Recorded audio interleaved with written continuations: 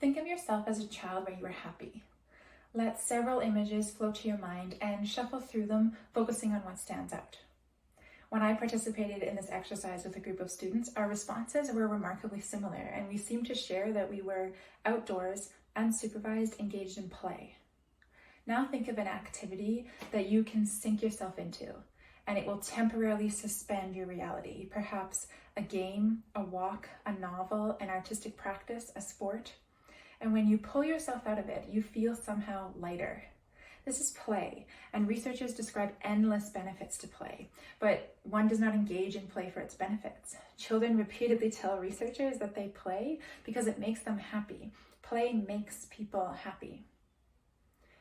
We're seeing an increasingly alarming rate of mental health diagnoses in children and adults that researchers are linking with play deprivation. Researchers have been warning us for decades that we are immersed in a steep decline of play, and as this continues, there will continue to be devastating results for human beings.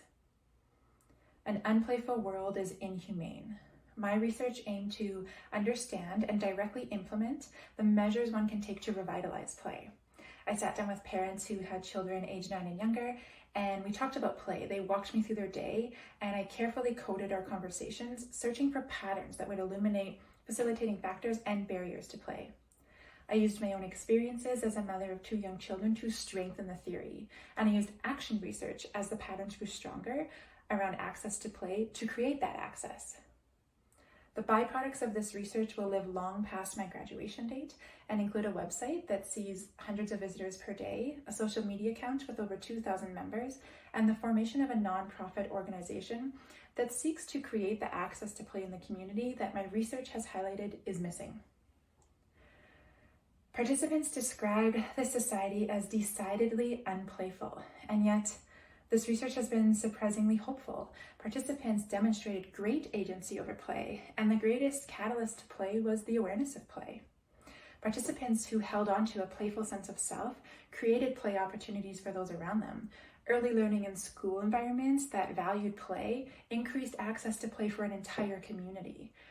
Participants who had access to well-being supports described how this supported their play and how their play seemed to support their well-being.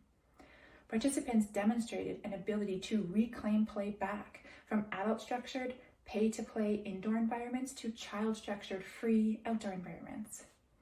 This research has been a direct participation in a community-led movement towards reclaiming play, and such a thing is a radical act of creating a more just and humane world. Thank you.